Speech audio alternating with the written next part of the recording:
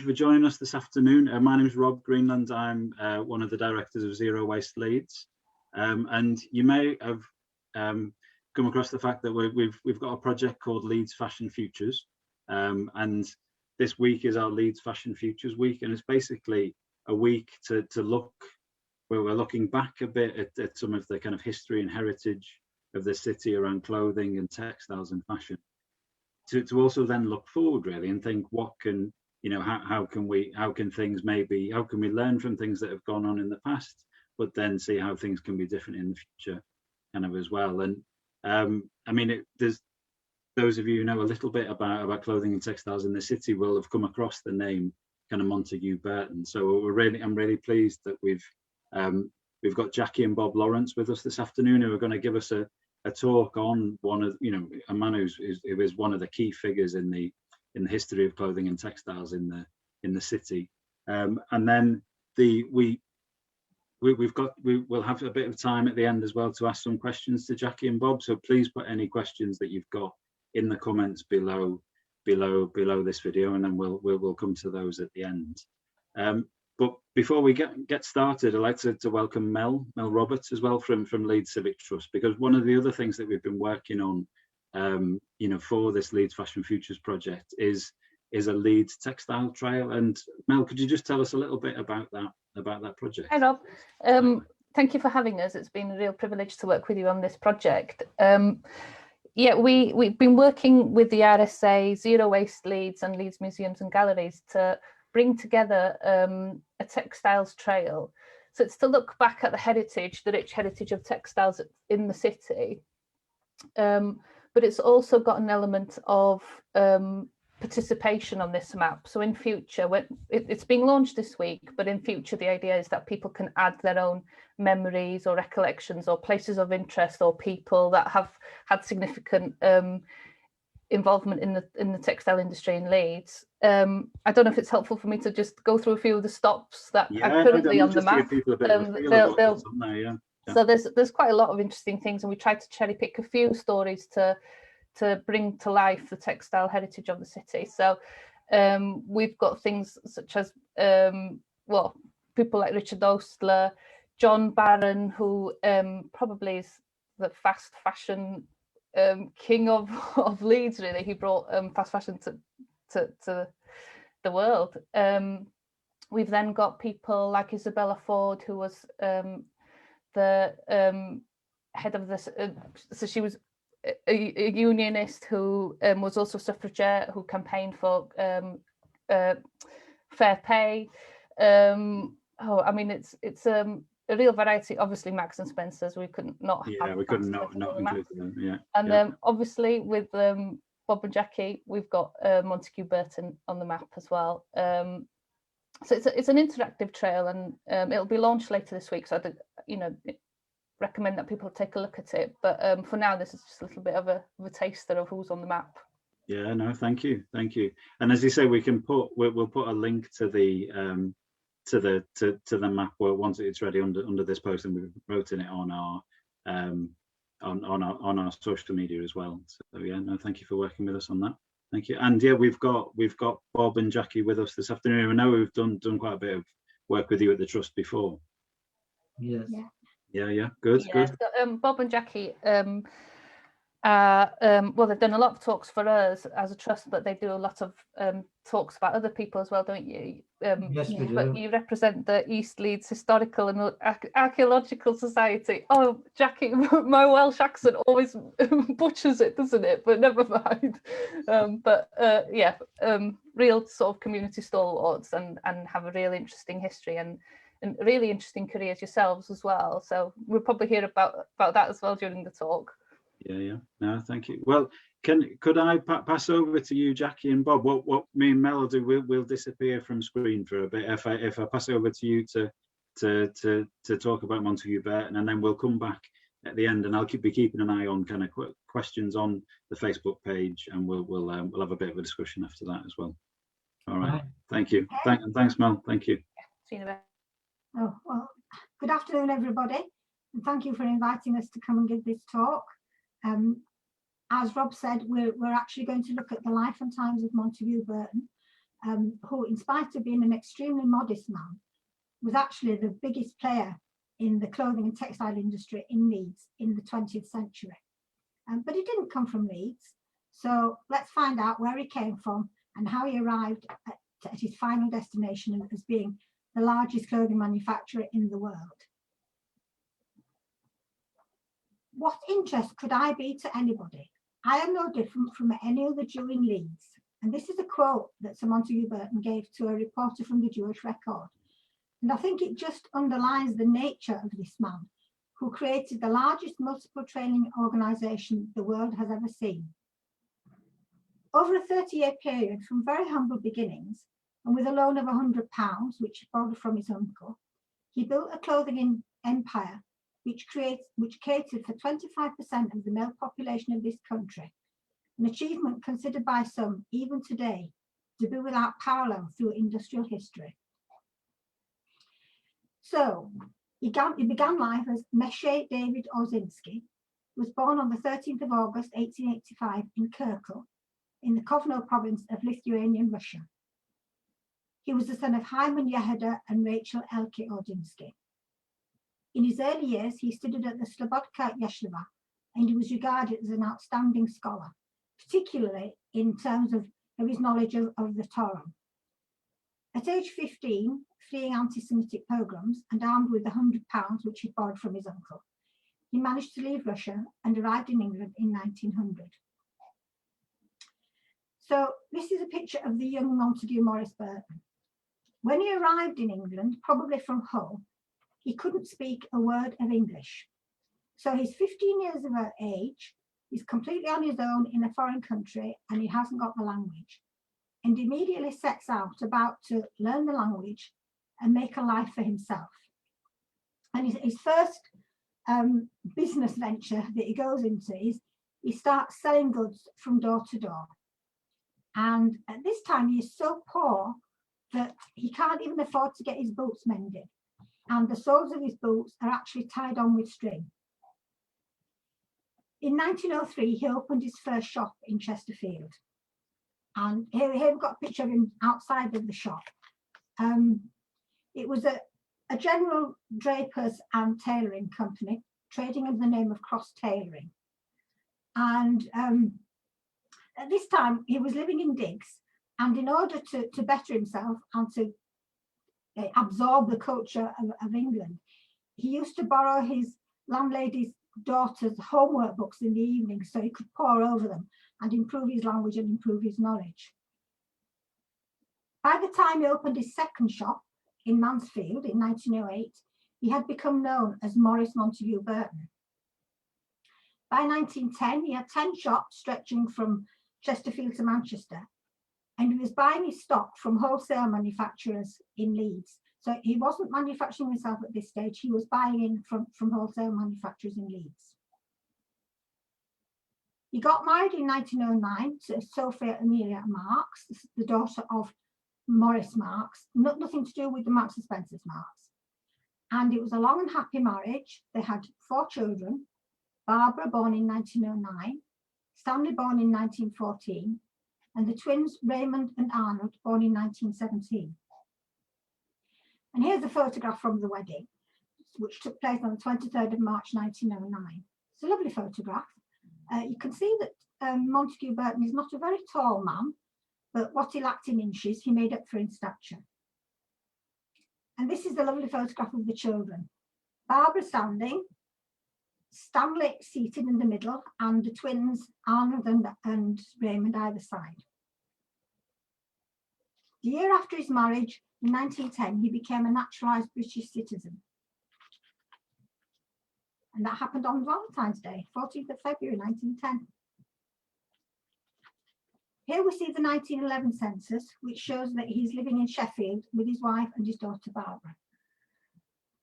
When the First World War started in 1914, he wasn't called up to go and fight because he was by this time quite a significant employer. He had 10 or 12 shops and was employing quite a lot of people. So he was better employed at staying at home and keeping the home fires burning, really.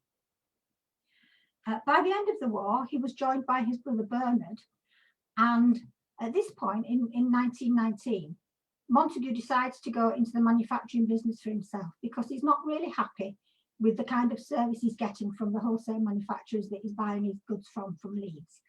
So he and his brother go into business and start trading as Burton and Burton, and they open 5 small manufacturing units in Leeds. The head office was Concord Street, and the other sites were Byron Street Mills, Woodhouse Lane, Melbourne Street, and Milroy Street. By 1919, he also had 60 shops, and that is the time that he moved to Harrogate. His greatest achievement was opening Hudson Road Mills in Leeds. This was a huge site, 100 acres, and the building began in 1921 and it was completed in 1934. So quite a long period of time to get it all completed. And it was the largest manufacturing unit in the world, largest clothing manufacturing unit in the world when it opened. And the unique selling point that he had was that he was making and selling a completely made-to-measure suit for the price that other manufacturers were paying for off-the-peg suits. So it was the first time that the working man in Britain could have a made-to-measure suit. And Bob's going to explain this picture to you. Well, hey everybody. Well, here we've got the Hudson Road site, which took about 100 acres. When Sir Montague first saw it, he found, in his own words, rhubarb fields, fireclay works, poultry farms and market gardens. The actual manufacturing units were on the top floor of this building here. Underneath it, this part here, from here to about this point, was the Princess Royal Canteen, and on the ground floor, right up practically to the dispatch department here, was the cloth warehouse. All the manufacturing units were on the top floor. Starting at this end, you had the cutting room. Next to that, you had the trousers room and the waistcoat making department. Next to that, you had coat room number 2. Next to that, you had coat room number 1, which made overcoats and did the final pressing and also did the dresswear tailoring. And right at the end here, you had the dispatch room, final quality control and everything like that. Down here, just to give you an idea of where it was, here's Stony Rock Lane, that's Hudson Road. The site finished about here and stretched right down as far as Torry Road. And right up at the top end here, this road you can see is Lupton Avenue. Okay, so here's a photo of the frontage of the site. This is a later photo because you can actually see that it's got the Arcadia logo on it, which obviously that's what the Burton Group did become, Arcadia. But you can see the original Burton logo above it as well. The reason Sir Montague wanted to open this huge site was because he wanted to get all the 5 small manufacturing units together under one roof.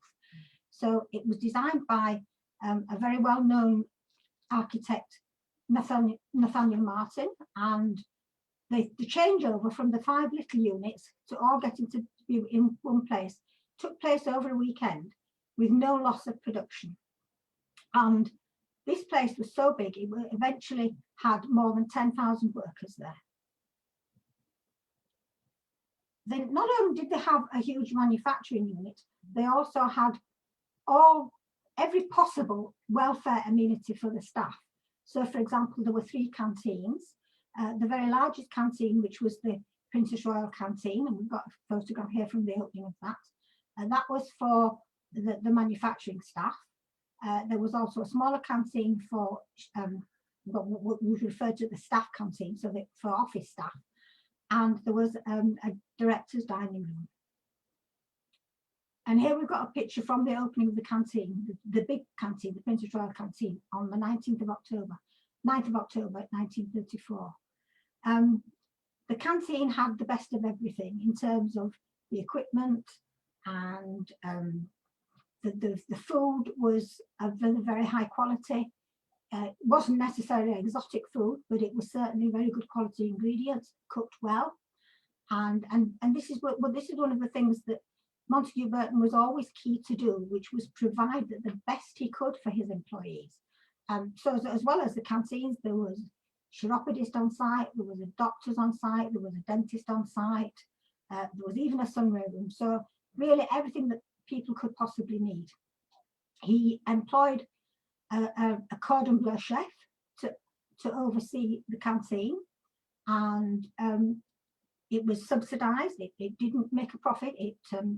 The meals were provided at cost price to the employees.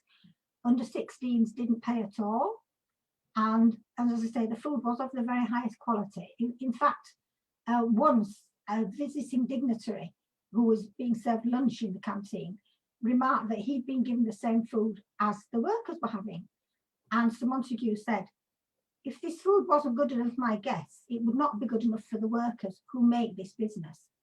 The workers are not hands, they are individuals." So we're just looking at a view of the canteen when it was empty, but here's one when it's full. You could stand at one end of it and you could barely see the other end of it. And then this canteen provided meals for 10,000 people in 2 sittings in the space every day, in the space of about an hour and a half. So we're now looking at one of the kitchens, and as I said, they had the very latest equipment in terms of the ovens and dishwashing facilities and so on.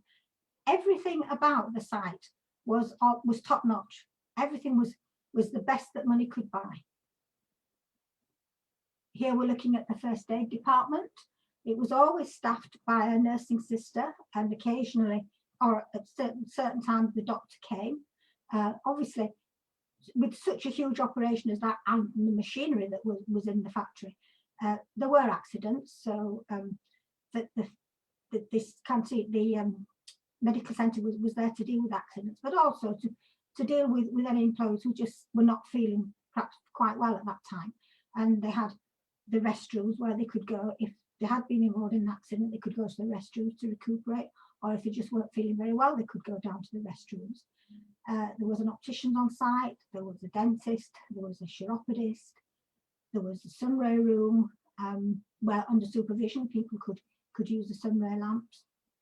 And this was really a ploy of Sir Montague Burton's, that if all these things were on site, employees didn't have to take as much time off if they needed to go to a doctor or a dentist as they would have if they'd had to go off site.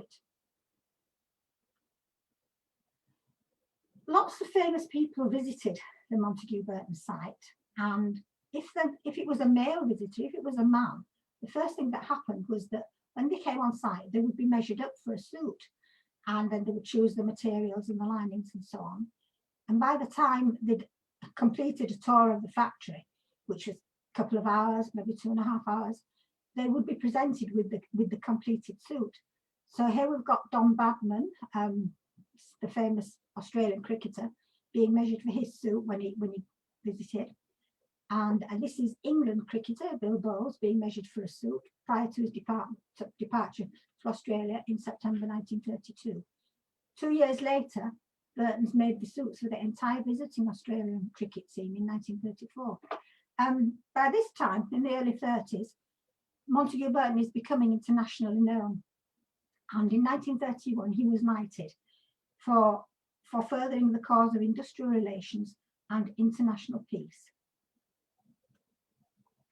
Now, Sir Montague was very keen on brand and image, and all the shops had the same frontages, and they were very, very ornate shop fronts.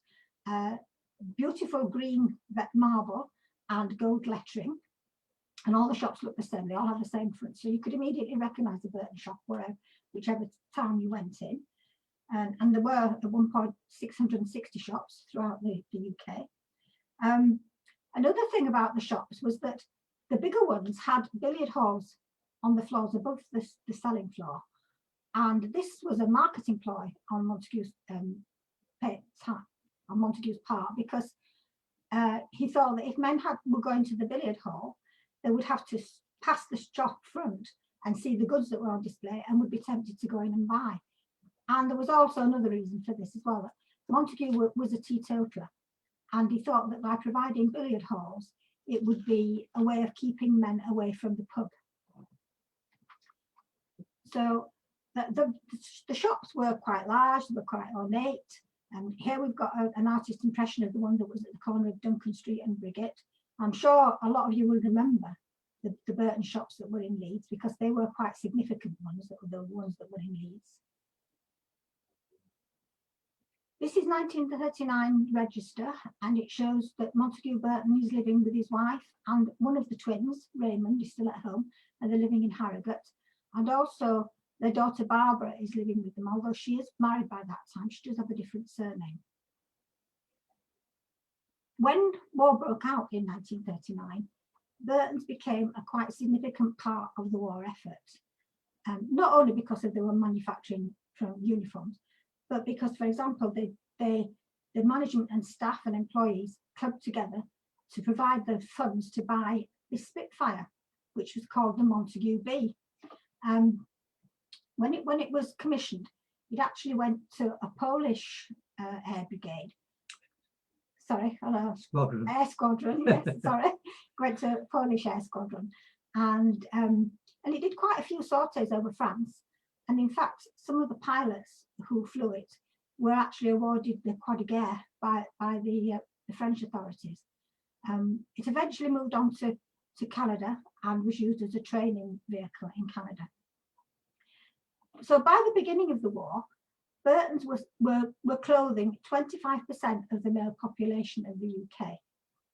They immediately turned over to the production of uniforms, and they provided a quarter of all the uniforms for the armed forces, for all of the forces, the Army, the Navy, and the Air Force. And they were also supplying the Americans and other allies. 279 men from the Burton organisation were killed during World War II. 62 men and women received gallantry awards. And at the end of the war, Burton's provided 1/3 of all the demob suits that were issued to the servicemen who were returning. The thing about Burton's at that time was that they had a huge stock of pre-war materials and fabrics. And so when they were offering the demob suits, they were able to offer the men a choice in materials or colours, which other manufacturers weren't able to do. They were having to use the utility materials. One of the things that Sir Montague did during the war was that all of his staff, all of his employees, the men who had been in his employ and were at the front, were fighting men, he actually made their wages up to what they would have earned had they still been in the factory. And this is to ensure that the families didn't suffer any financial hardship. By the end of the war, he was employing 18,000 people. But this is because, as well as the manufacturing units, he'd actually bought a couple of weaving operations as well. So he was making the fabric as well as manufacturing it into garments. Now, I've said that the Burtons were making a quarter of the armed forces uniform, so that was quite significant. And the German High Command knew this, and this is a copy of a map from the German High Command showing that Hudson Road Mills was actually a target for the Luftwaffe. Fortunately, they never found it, so they didn't bomb it. After the war, in 1915, it was Sir Montague Burton's 1950. It was Sir Montague Burton's Jubilee year. He'd been 50 years in business, 50 years since he'd arrived in England, and there were huge celebrations. And this is the photograph of the Golden Jubilee Ball, and you can see he's surrounded by quite a lot of his employees. They're all crowding around, wanting to be in the photograph with him, and I'm sure it was a very joyous occasion. As part of the celebrations, they opened the Golden Jubilee playing fields on Trent Road, which is just in front of the canteen. And that opened on 29th of July, 1950. Now, and they used to hold every year what they called a sports day. And in fact, it wasn't a day, it was actually, the event occurred over a weekend. And it was athletics events, things like football games, netball games, But it was also a bit like a county show because there were, things like knitting competitions or cake competitions, flower arranging competitions, and the second day was the what they call the Lorry Driver of the Year competition. Now, by this time in the 1950s, he had actually 8 manufacturing units spread throughout Yorkshire and Lancashire. So in Yorkshire there was Hudson Road, Doncaster, Goole and Gisborough. And in Lancashire there was Warrington, Warden, Bolton and Burtonville. Now, if you remember before, I'd said that all the equipment in the factories was top notch, it was state of the art. And in fact, Burtonville was the first fully air-conditioned factory in Europe.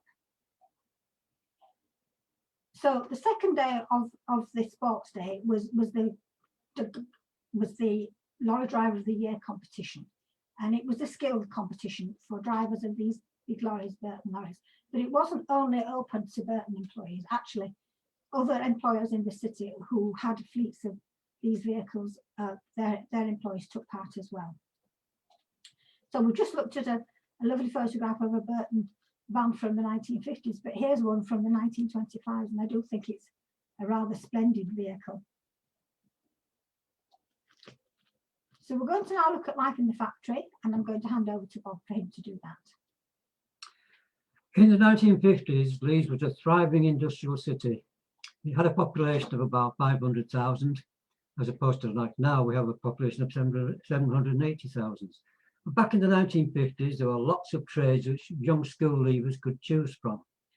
I reached 15 years of age in March 1957, and in April 1957 started work as an apprentice measure cutter at Montague Burton's. I worked for Burton's for 18 years, starting as an apprentice and then becoming a junior designer, then a quality control manager at the Burton's Gisborough factory. This first slide is the apprenticeship agreement letter and is included to show the details on the bottom, right at the bottom here, look. So if you magnify, it shows that Burton's in 1957 employed 20,000 direct employees on the payroll, but they also had 100,000 indirect employees. There was also the highest wages in Europe, and it just states that it was founded in 1900. This is the apprenticeship agreement which I signed, which bound me for 7 years. And I would be expected to attend night school and 1 day release at Leeds College of Technology. And I would be encouraged to attain my City and Guild certificate. And night school was for the entire 7 years, for at least 2 nights a week and sometimes 3 nights. Now, the apprentice started work, on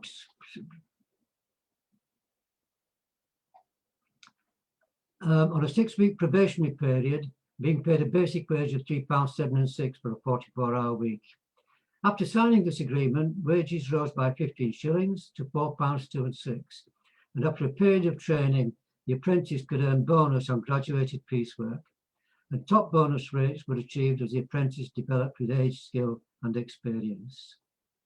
We're now going to take a look around the factory, starting with the cloth warehouse. And here you can see all the fabric.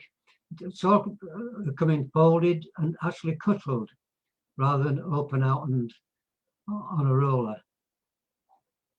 From the cloth warehouse, if we go up to the cloth purchasing and inspection room, where all the fabric is opened out and it's placed over these rollers on these machines here, and around the back of the rollers they had lights. And the purpose of purchasing is to examine the fabrics to see if there are any damages in the cloth or slugs. If any damages were found, the machine would be stopped, and a small piece of ribbon would be put into the selvage of the actual fabric. So that would enable people further down the operation, for example, in the cutting room, to easily identify where the damage was. Here we've got the cut length department, and here orders are sorted, and the suit length is cut from the selected cloth and sent to the cutting room. This photograph doesn't do the cutting room justice. I worked in here for 6 or 7 years or so. It was the largest cutting room in the world, and it employed over 700 measure cutters, stock cutters, band knife men, trimmers, and apprentices. This was the design office, which was in the cutting room at that time, with the chief designer Charles Inman here. The design department back in the 60s, about the mid-60s, moved to Compton Road into this building, which is still there. And I worked in there for 3 years. Here again, we're back to the cutting room. And all these chaps you can see here are actually measure cutters. And then we've got an individual measure cutter. All these are individual orders of made-to-measure suits, and he's hand cutting them out with hand shears. Here you've got a band knife man. In this case, he's cutting felt. But on occasions, we used to make up the peg suits as well. Those would be laid up on the open out and be laid up to 20 thick or something like that. Here we've got the trouser room, which employed nearly 3,000 operatives. So this is, again, these photographs only show a section of these rooms because they were absolutely massive. And it would be very, very difficult to take a photograph of the entire room.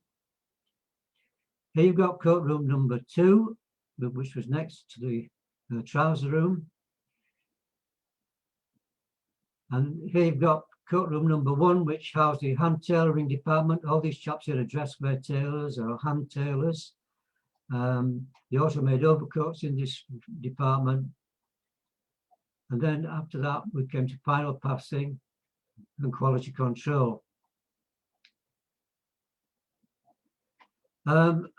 Burton's also had other factories, as Jackie mentioned. Here we've got the Rawcliffe Road Works at Goole, the Burton Blue Clothing Works at Worsley near Manchester, the Harewell Road Clothing Works at Bolton over in Lancashire, and Gisborough Factory. I worked here for 7 years as quality control manager. And Sunnyfield House, also in Gisborough, was a management training centre, and all managers went there for a period of time to be trained to learn the Burton's way of doing things.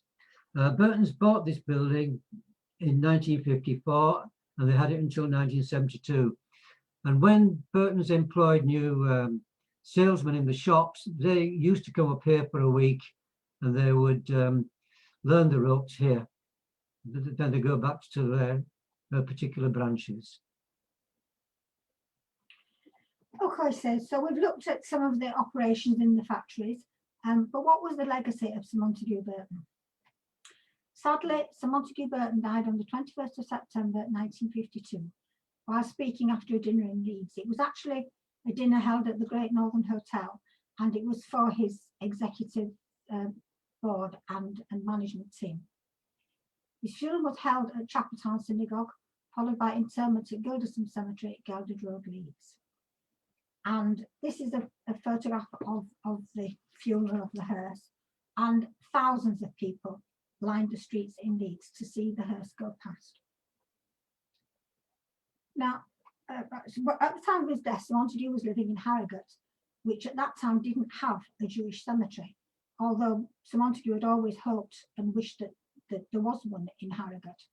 And so when he died, and when his wife died, Lady Sophia died some 5 years after him, they were both buried at Gilderson Cemetery. But there was a caveat in their wills that when a Jewish cemetery opened in Harrogate, they would be reinterred there.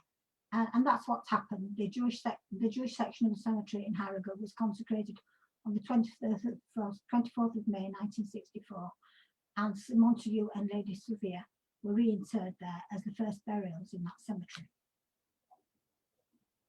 And here's a picture of their gravestones. So what happened to the business? Well, Sir Montague might have gone, but the business did not go. In fact, it went from strength to strength. And a couple of years after his death, the Burton Group merged with Jackson the Tailor, to make another huge business. And Lionel and Sidney Jacobson, brothers, who were the owners of Jackson the Tailor, became joint managing directors of the Burton Group. And here we've got a photograph from 1958 showing Lionel Jacobson showing the Queen and Prince Philip around on a visit in 17th of October 1958. And here's another photograph taken on that day. This photograph was taken by one of the employees, and you can see how excited all the staff were when they were able to meet the Queen. In 1966, Burton's made the suits for the World Cup team, the ones who eventually managed to bring the cup home to England. I think is it the only time they did it? I don't know, but it was certainly very significant at that time. And this photograph, you'll see faces you recognise: Bobby Moore and Nobby Stiles, and what was the name of the manager? Alf Ramsey. Alf Ramsey, yeah.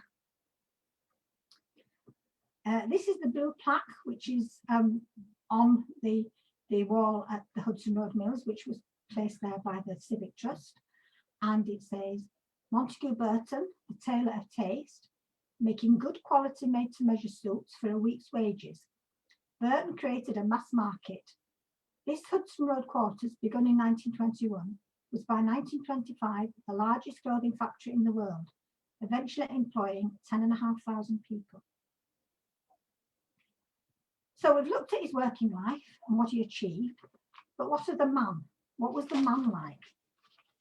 Well, he was a great reader, and he particularly liked the female authors. So Mrs. Gaskell, Jane Austen, the Brontes, those were the novels that he read.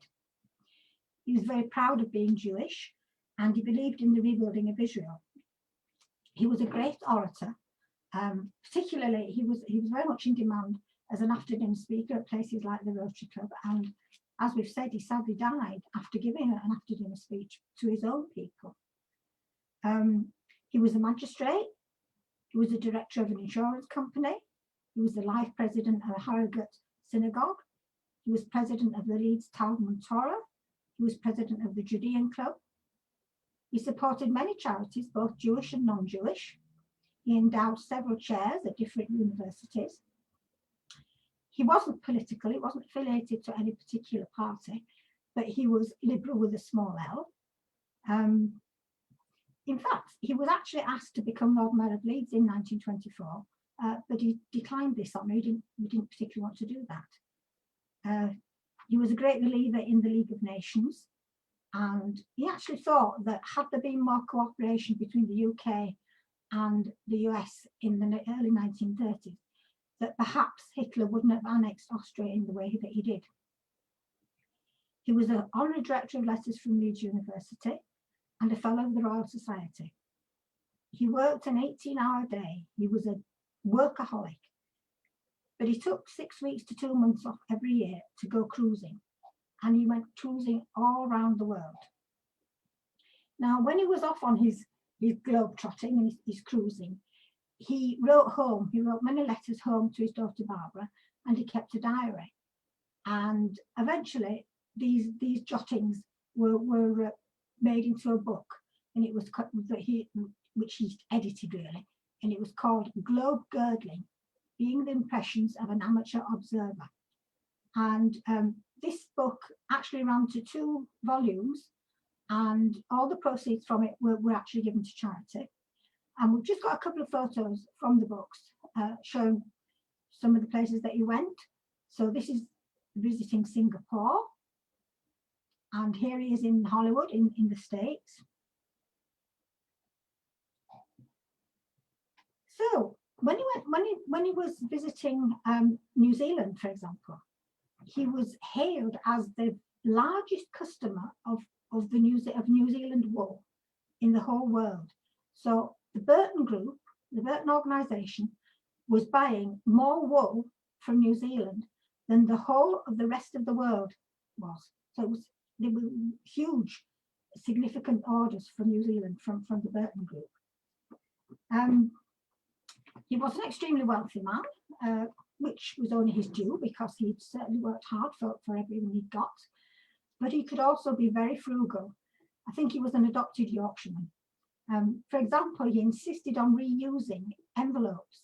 He would cross out the address on an envelope and rewrite another address on it. And he did this several times until eventually the Royal Mail wouldn't accept the post from them anymore.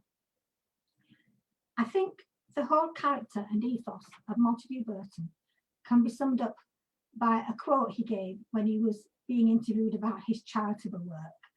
And he said, "We forget ourselves when we think of others. You have no idea how much happiness we can feel if we are only charitable. The virtues, like 7 lamps, light up the world and everything seems bright." Thank you. Thank you, Jackie and Bob.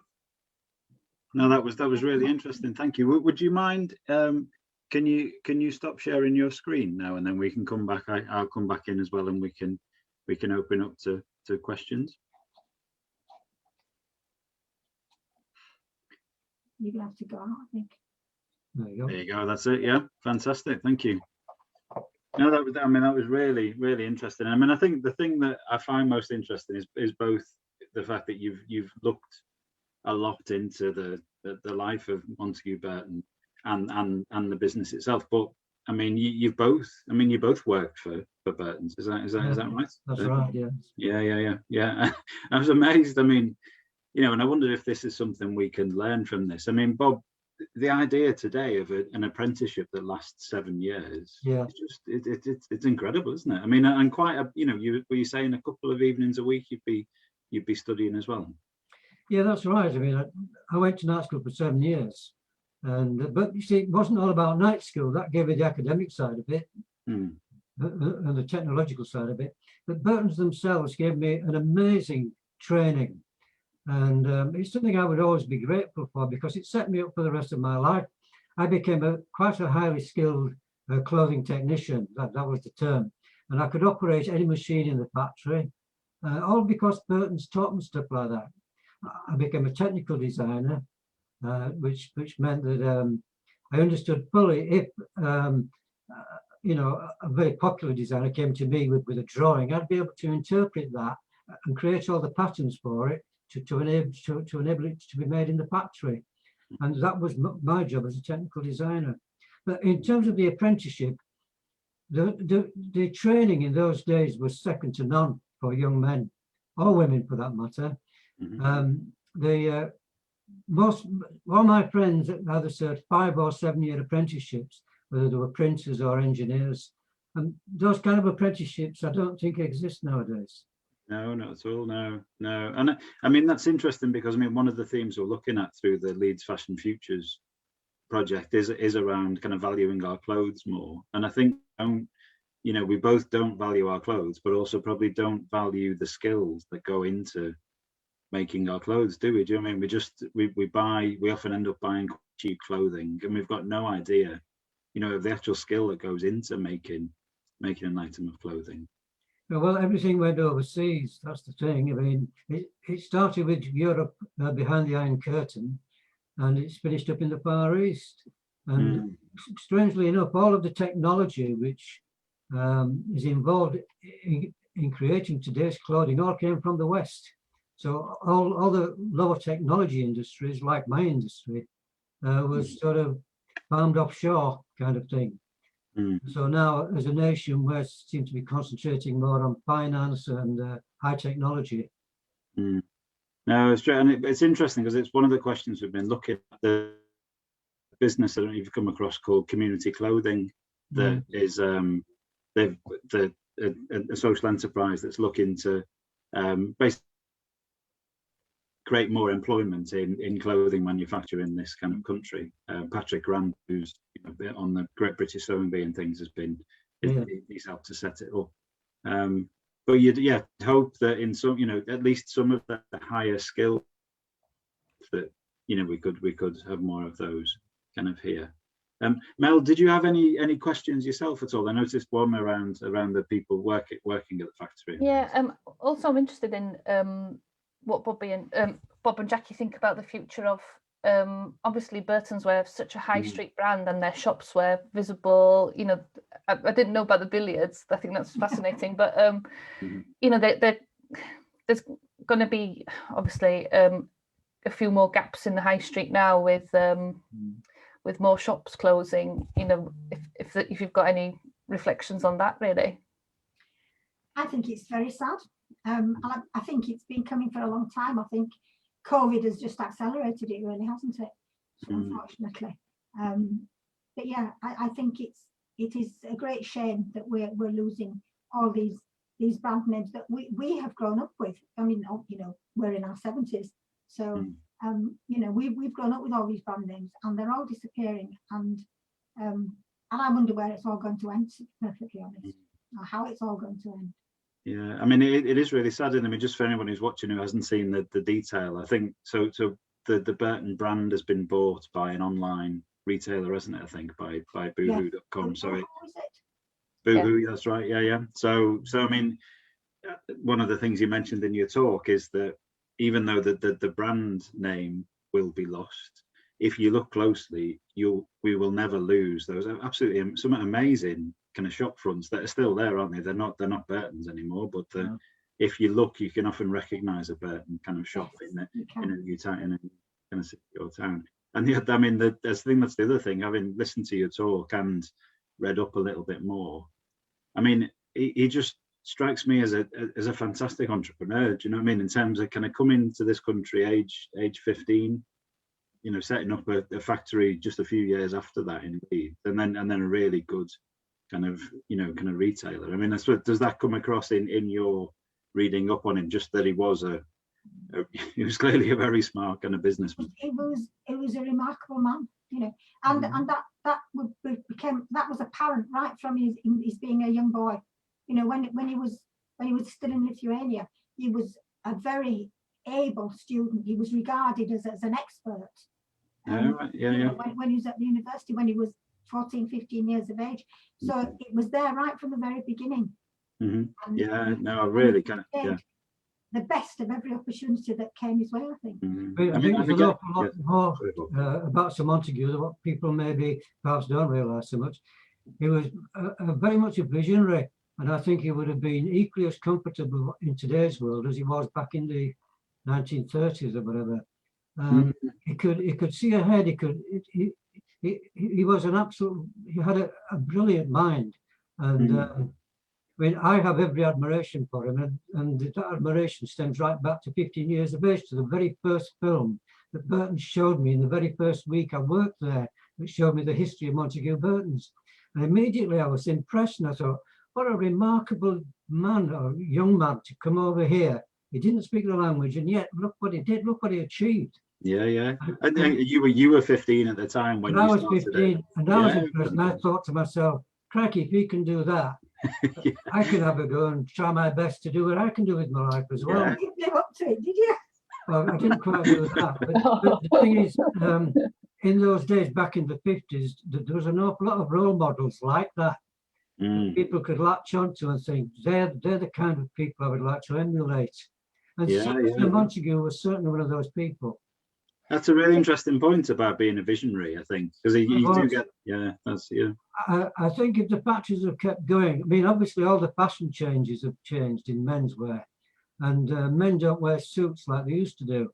But I think if Sir Montague would have been alive today, for example, he would have changed manufacturing from those kind of suits to all the kind of things we wear nowadays, all the casual wear and all that kind of thing. Yeah. Because that's the kind of man he was. You know, he was a great visionary, and you know, he had great focus. He was a very focused individual. Yeah, but I assume also, I mean, he didn't do it all on his own, did he? I'm assuming to build a business like that, he knew how to build a team around him as well. He certainly did. Yes. Yeah, no. And that kind of when I worked there, that was the kind of impression I got that fed down to the management. All the higher management were very good people. I can honestly say that I don't ever remember working for a manager in Burton's who I disliked. Oh, that's so a kind of culture, a good culture, really, isn't it? Yeah. And again, they were all highly skilled and they were all fair-minded. No, I think that's an important point. Mel, were you going to come in on something there? Yeah, I was just going to say it's interesting on the trail as well. We've got Marks and Spencers, and Michael Marks himself came from Russia, and just that link with what the city owes immigration really, and that without them, a lot of people from Leeds would have been without work, and they've built an industry for our city. So I think it's just more power to them really, and it'd be good to explore what that means for the future as well. No, I agree. And again, I mean, were they around more or less around the same time, weren't they? Michael Marks in I've got his name, Tom Spencer. Yeah, broadly around that kind of same time. Could I ask that question, Jacki and Bob? I mean, in terms of choosing Leeds for his factory, because I mean, he set up a shop first of all. Was it in Chesterfield? I think you said. Yeah. With what brought him to Leeds? Well, when he was purely into retail, he was buying from the manufacturers in Leeds, because there was already for example, there was already quite a big Jewish community in Leeds. They'd come from places like Russia and settled it, for example, in the Leylands. There was a big Jewish community in the Leylands. And so he obviously had links with Leeds already. And he obviously knew that because he was buying from the manufacturers, the smaller manufacturers who were already set up in Leeds, that he obviously realised that the skills were there and that he could get the staff that he needed. So I would assume that was his thinking. But you can also think of the history of textiles in Leeds, which goes back a lot further than Sir Montague Burton. I mean, Leeds was actually built on the wool trade, so. No, this is true. Yeah. Yeah, that may have had something to do with it. It was a sort of a centre for, woolen textiles. Yeah. And again, that's part of what we want to explore through this project, really, about thinking, that kind of real history and heritage in the city, as Mel says as well, in terms of what's made the city in terms of different waves of immigration coming in as well, and people kind of making their home here, to then look forward and think, well, how can we keep our eye on that tradition, but then think, how do we create something good and different again, some better jobs, maybe more jobs in clothing and textiles. But clearly it's a very, in lots of different ways, it's a very different world to what went before, but I think there's things we can learn from it. I noticed another question on Facebook about people at the factory living. Did it tend to have quite a local? Were people living quite locally and working at the factory? I mean, it's quite a big 10,000 people. Amazing. Yes, an awful lot of people did work in Leeds, but Burton's used to bus people in from places like Castleford and other small sort of towns around so they weren't all Leeds people. No. They also owned a lot of some of the houses surrounding the factory. The terrace houses were actually owned by the Burton Group. Oh, right. So some of the staff lived very close. Lived in those, yeah. But certainly they came from the outlying areas. And in the evenings when it was sort of, when the factory closed, you could see that, maybe a dozen double-decker buses would come up Trent Road to collect the employees, and they were all going out to places like Garth, I think, Kippucks and Castleford.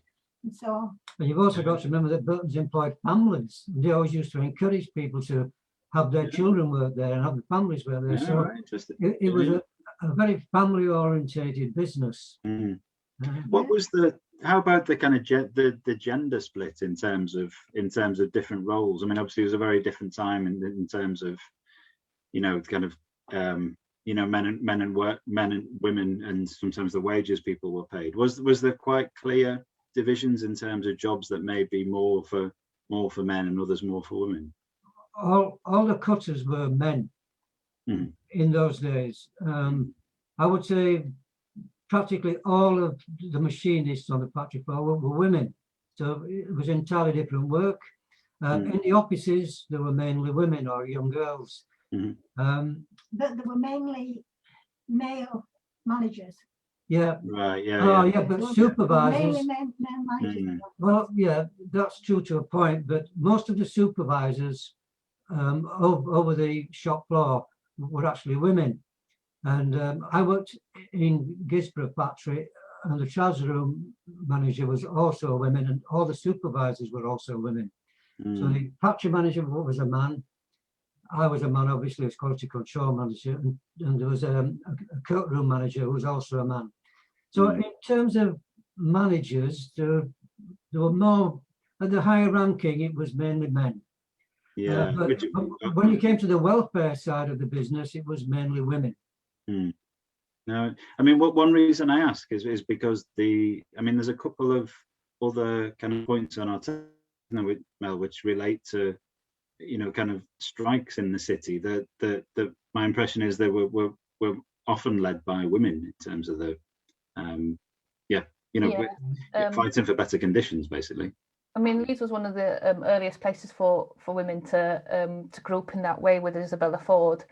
And I think that's really, something for Leeds to be proud of, that our women really did fight for fair pay. And the 70s was quite pivotal in that as well. And that features on the trail with the women's clothing strike. I mean, are we equal now? Still questionable, but Leeds can be proud that it played a real strong part in making. Yeah. No, that's good. And I mean, other stuff I've read about Burton's, I mean, it tended to it did, again, I'm not kind of going over those issues to say that there weren't issues in terms of unequal pay between men and women. There certainly were issues there, but more generally, Burton's was seen as somewhere where both conditions and pay tended to be better than others in the industry. Is that right? Yes, and Burton's actually they didn't suffer from strikes very often. Yeah.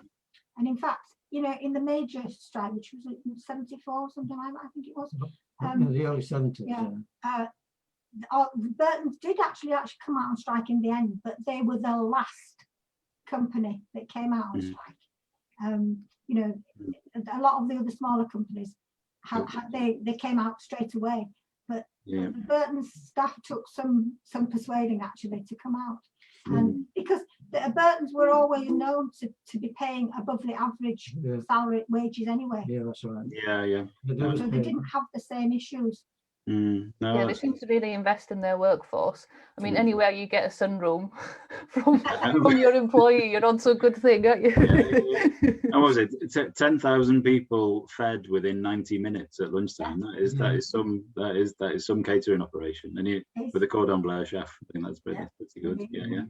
Yeah, good. I mean, I'm conscious of your time, but I'm kind of interested. I mean, our timing is fortunate and unfortunate, really, and that obviously the as I say with Burton's, ending as a brand on the high street, and also I think I read something last week about obviously it's Arcadia. It was at the factory. I think the people have been made redundant at the factory, haven't they, as well? Well, yeah, because obviously it's been a huge warehousing operation for many years now for the Arcadia Group, but you're right, it's closing down. Yeah. So I'd imagine that's something that as Leeds Civic Trust you'll be keeping a bit of an eye on, I would have thought, Mel. Yeah, well, our president, I don't know if I should, he was the grandson of Montague Burton, General. Oh, right, okay. And obviously, the trust by association has got a real strong sense of, we want to make sure that the legacy of that factory is not forgotten. So we'll be thinking during the next few months how we can safeguard it. Yeah. Oh, well, we'll keep an eye on that, and obviously kind of share more information with our followers as well. Well, could I kind of round it up there, and Jacki and Bob, because I just say thank you very much for your time. I mean, it is a fascinating story about someone who I think is a really kind of amazing entrepreneur and kind of businessman who built, such a key kind of business for the city, but both in itself, but also as part of that, both textiles and clothing was such a big thing in what's made Leeds kind of what it is. And I think, the fact that you've both kind of worked there as well, I think gives it a much more, kind of you're not just looking at it as a couple of historians looking in. You kind of remember it from your own experiences as well. So thank you very, very much both for your time. Oh, you're welcome. Thank you, and Mel, thank you very much for your time too, and putting this all together. It's fascinating. Thank you. Yeah, no, thank you. And just to round off, thank you to everybody who's been watching. If there's any other kind of questions or comments you've got, obviously this video is on our Facebook page. We'll stick it on YouTube as well. Do put any other questions to us, and we'll between us we'll do our best to answer them. And then please do keep an eye out for other things we're doing this week. So we're basically looking at various themes through our Leeds Fashion Futures project. Today has been about kind of heritage and tradition. We're also looking at skills and resources, so the things that we can do in the city to maybe look after our clothes better, maybe even learn a few skills in terms of making kind of clothes. And we've got loads of other kind of live conversations going on. We're also launching the textile map that Mel mentioned. And we've got another map which is about all the kind of charity shops and textile banks and all that kind of thing. So there's loads of stuff going on our social media. So just look for Leeds Fashion Futures and you'll find it there. So, but yeah, Jackie and Bob and Mel, thank you all very much, and we'll see you all again soon. All right, thank you. Thanks. Bye. Bye. Bye.